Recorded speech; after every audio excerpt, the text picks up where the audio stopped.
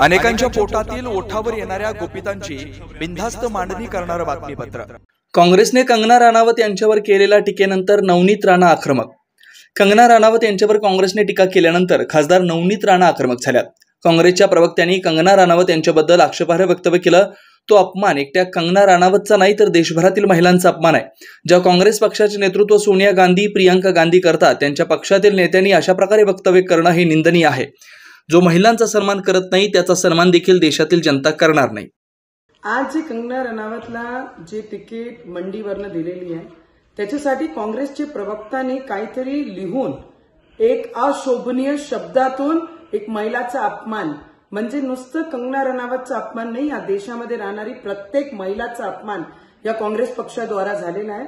आणि त्या पक्षाने, त्या पक्षाच्या नेत्यांनी असा अपमान केलेला आहे ज्या पक्षामध्ये इंदिरा गांधीजी जसे नेते लीडरनी या देशाला लीड केलेली आहे, त्याच्यासोबत आज काँग्रेस पक्षाला जे लीड करत आहे सोनिया गांधीजी, प्रियंका गांधीजी या पक्षामध्ये आहे, त्या पक्षांनी एक महिलाचा या शब्दांनी अपमान करणं मला वाटते अशोभनीय, निंदनीय आहे। आणि हिचा आम्ही कडक शब्दांनी पूर्ण देशची महिला विषयचं हा सब्जेक्टचा निषेध करतो।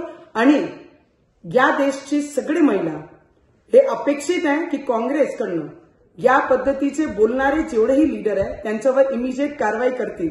आणि या देशाचे लोक जे काँग्रेस पक्ष आहे त्यांना त्यांची जागा दाखवणार आहे। जो महिलांचा सन्मान करत नाही त्याचा सन्मान या देशाचे नागरिक करणार नाही, महिला करणार नाही, एवढंच मी सांगू शकते। आणि या शब्दाचं आम्ही सगळी महिला आणि आमच्यासारखे लोकप्रतिनिधी जे काम करतात आहे, चाहे इंडस्ट्रीमध्ये असो की काम करणारी महिला असो, कोणत्याही फील्डमध्ये असो, आपला स्वाभिमान, आपला इमान घेऊन, आपल्या परिवाराचा सन्मान घेऊन प्रत्येक क्षेत्रामध्ये काम करण्याचं कर्तव्य ती पूर्ण करत आहे।